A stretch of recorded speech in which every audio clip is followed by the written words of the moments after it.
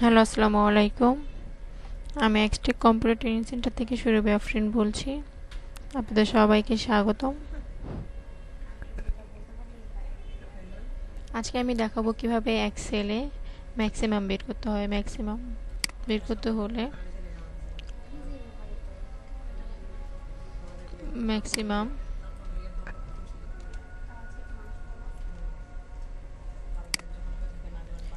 Maximum হচ্ছে সর্বোচ্চ। একটা কোম্পানিতে যখন অনেকগুলো টাকা লেনদেন হয় প্রতি মাসে, তখন প্রতি মাসের মধ্যে 4টা মাসের মধ্যে সবথেকে বেশি কোন মাসে খরচ করা হয়েছে সেটা হচ্ছে ম্যাক্সিমাম। এখান থেকে 4টা সংখ্যা থেকে সর্বোচ্চ সংখ্যাটা বের করতে হলে সমান সমান এম এ এক্স দিলেই হবে।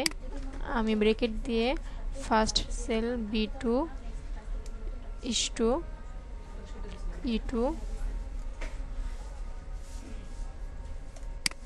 এন্টার।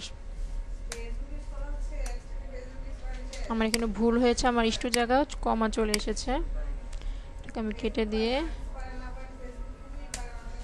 1000 1600 500 300-এর মধ্যে সর্বোচ্চ হচ্ছে 1000 1000 বের হয়ে গেছে। আমি সর্বনিম্নের মধ্যে দেখিয়েছি কিভাবে একটা বের করে বাকিগুলো বের করতে হয়। আমি সেম ওই পদ্ধতিতে এটাকে ফলো করব এবং টেনে বের করে দেব।